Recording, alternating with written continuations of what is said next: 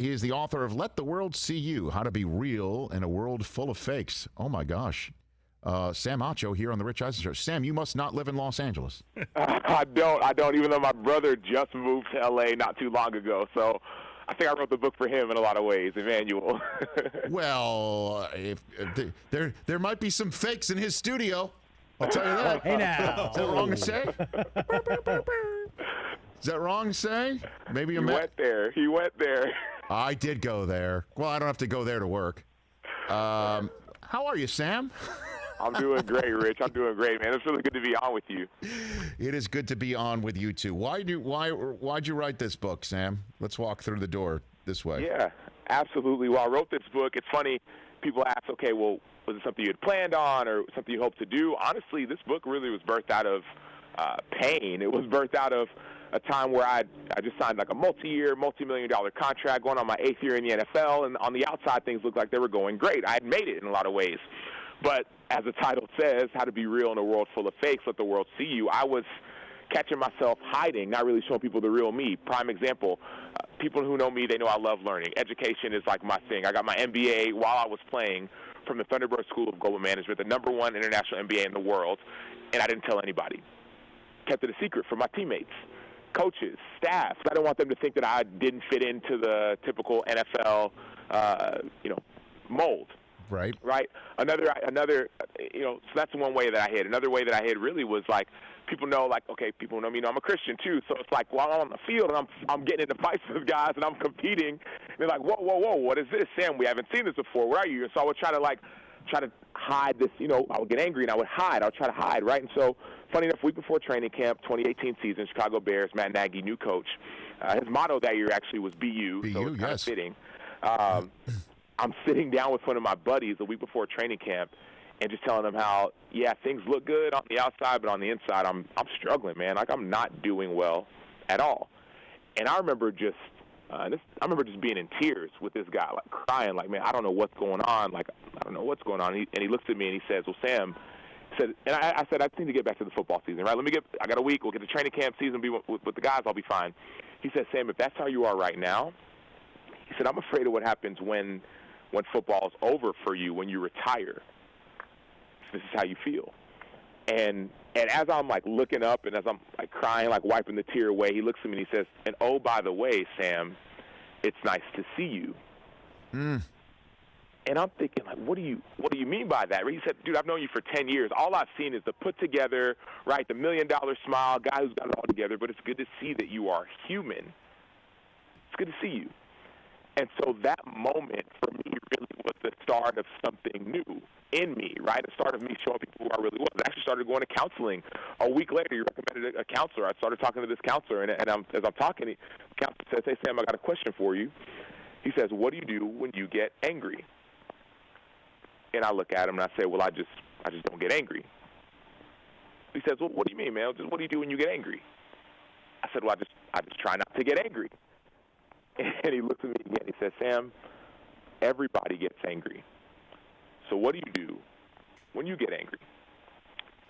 I thought this was going to be like a quick, like, one meeting, 2 steps at the beginning. And he was like, no, man, this is going to be a lot longer. What do you do when you get angry? And after he asked that question, I start to cry. And he looks at me in my tears, and it wasn't just like one of the little, like, drops. It was like ugly, ugly cry. And he looks at me in my tears and all, and he says, it's nice to see you, Sam. And so this book, Rich, is really about what it means to be seen, to be known, and to be loved. I think at the end of the day, what everybody really wants is just to know that they're loved, appreciated, right?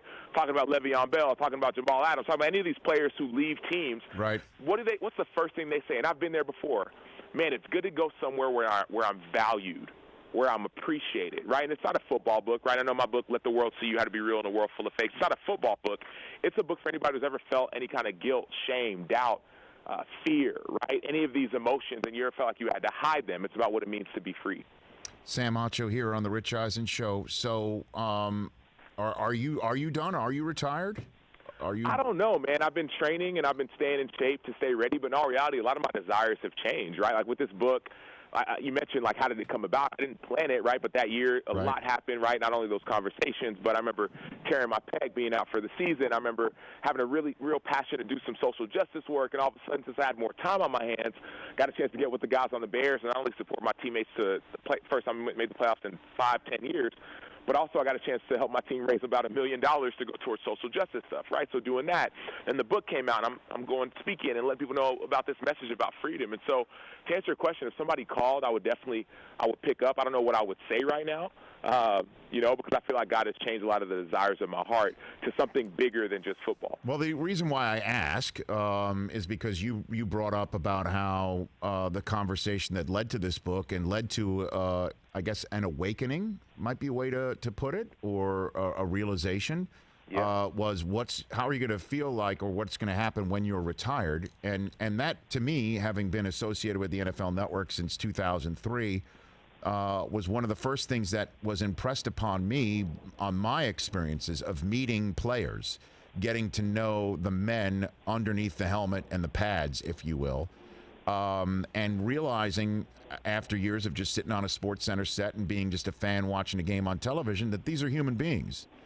These are human beings, and many of the times we find out about the human beings for the wrong reasons, because that's when we see in headlines about an arrest or some sort of flouting of the law, when 99% of the men who play football, fathers and sons, and sometimes, like in the case of Favre, grandfathers, and community, upstanding people, who, after 4 years of playing the sport on average, after being a big man on campus like you at the University of Texas, have to figure out something else to do because the career is over. And it is one of the most heartbreaking things that I ever get to see in person. It's so difficult. But we're seeing your brother. He's crushing it right now. There's no question about that. But that's why I asked you if you're retired, to see, if this is what you want to do, this sort of conversation or authoring or what have you, and see how you're, if you will, handling all of that. Yeah, no, it definitely is. And even in the book, I actually write this chapter called The Art of the Pivot, how to handle life's transitions. And I talk about this because as I was writing, though I still went back after the 2018 season, I got injured, I got released by the Bears. I went back a few months later and signed with Tampa Bay and played with Tampa Bay last season and with BA and the whole squad. And but something was different, Rich. Something was different after kind of coming to this realization that I'm more than just what I do, that I'm more than just a football player. So, yes, I went back and played. This is kind of an answer to your question. Yes, I went back and played, but my reasoning was different, right? It wasn't so much about what's the biggest contract I can get or how many QBs can I sack. It was more about, okay, how can I make an impact on these guys on the locker room? Because I've seen the stats the same way you've seen them, right? 80% of guys after retirement, and this was a stat at least when I came in, or either 80% are either divorced, depressed, or bankrupt within 3 years after they retire. And so my heart said, yeah, I don't like that. And I don't want that to be the story for anybody, any of my teammates, current, former, or even future guys who are going to play in the NFL, but even more in the NFL, like in life, people hide, in businesses and bars. And so that's why I wrote the book, right? That's why I wrote Let the World See You. It's for anybody who's ever gone through a transition, who's going through a transition, who knows what it feels like to hide. But also it's this idea that you don't have to always jump. Even if like even for me, like I'm starting to understand that football, right, I'm going on year 10, right, so I'm way past the average.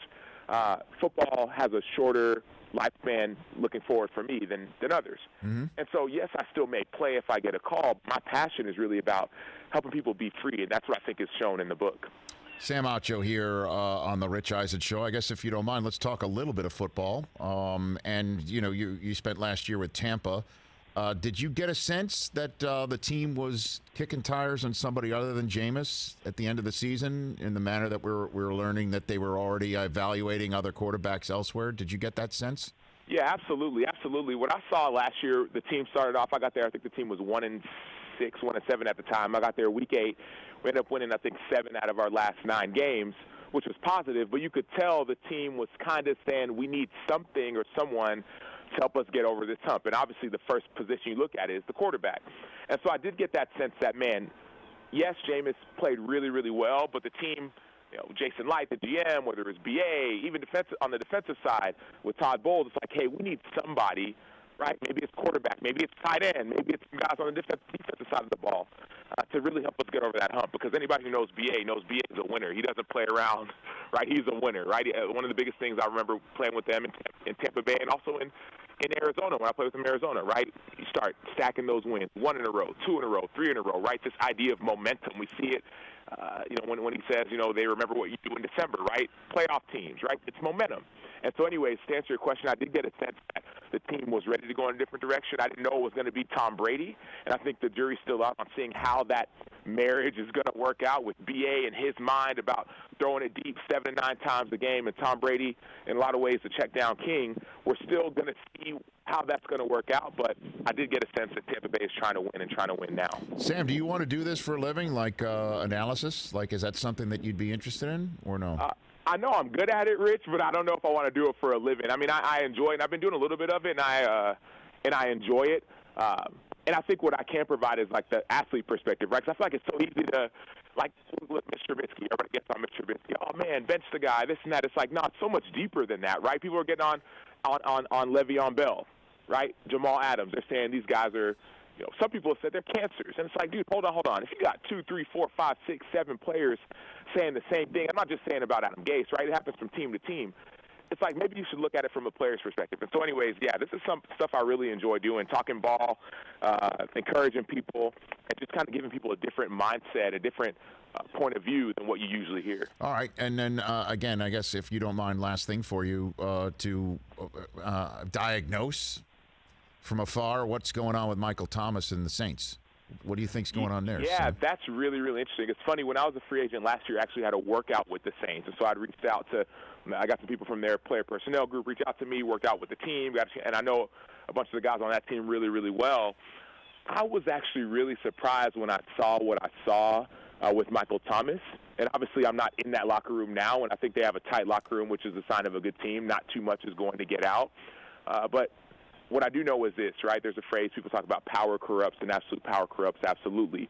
There's this idea that whether you're a football player, a TV personality, a person in politics, no matter what field you're in, you start getting a little bit of power and prestige sometimes, not all the time, but oftentimes it can get to your head.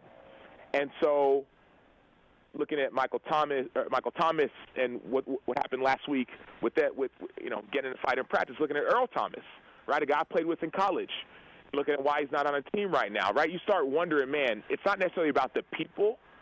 It's more about what is the prestige oftentimes, or the success, the fame. It can really I've heard it said that money, fame, success, it's a magnifying glass, so it can expose a lot of things. And so I think that's why that's what we're seeing with Michael Thomas, but also that's why I really want people to get a hold of this book, because it really helps expose some of our flaws or insecurities and help us get a better grasp of how to handle them well. Let the world see you, how to be real in a world of fake. Sam Acho, let's do this more often. If you do want to, give a couple cents on the football world, and well, I'm more than happy to continue our conversations. We'll do that.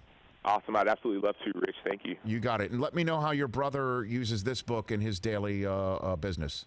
I will. I absolutely will. Okay, great. You take care, Sam. All right. Sam Acho, at the Sam Acho, Twitter and Instagram. You like that video? Of course you did. Check out more right here.